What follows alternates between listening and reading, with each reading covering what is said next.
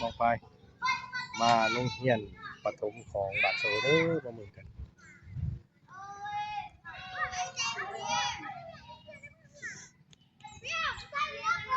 เด็กน้อยมันกำลังเตะบาสกันอยู่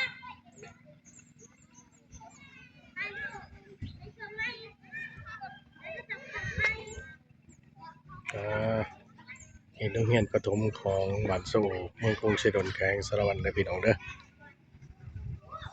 มาโรงเรียนกับประถมก็มาผ่าขาว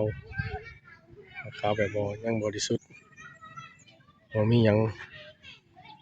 เติมพี่น้องเอ้ยนี่แหละสถานที่โรงเรียน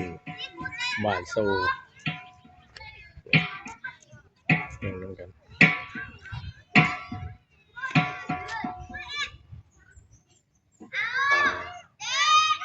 แดดกำลังแจ่มแล้วพี่น้องวันนี้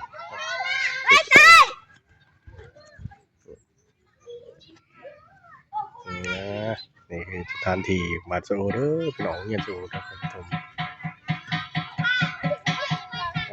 มีแป้งของเรียนเตะบอกหวานเลยโกหวานได้พี่น้องเลย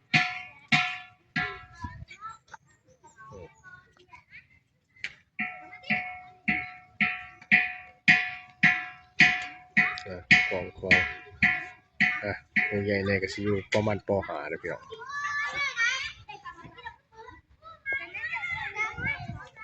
อาจารย์ก็กำลังมาพี่น้อง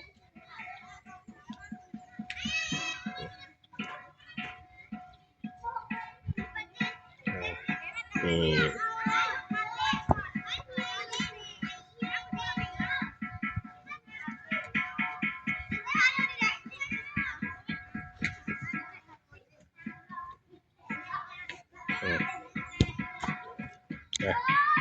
เตะบอกหวานออกกำลังกายตอนเช้าเลยพี่น้องเด้อเด็กหน่อยเข้ามาเด็กหน่อยก็คือผ่าขาวสีใสบริสุทธิ์เด็กหน่อยมันบ่ได้คิดอิหยังพี่น้องหมอนี่มาเอาเกิบ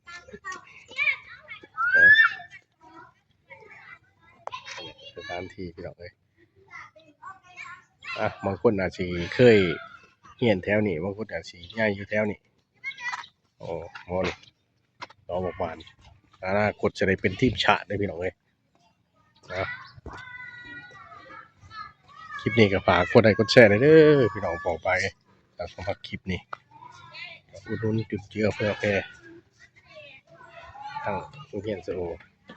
พี่น้องเอ้ยคลิปนี้ก็พอสำนี้นะพี่น้องเข้ามาสบายดี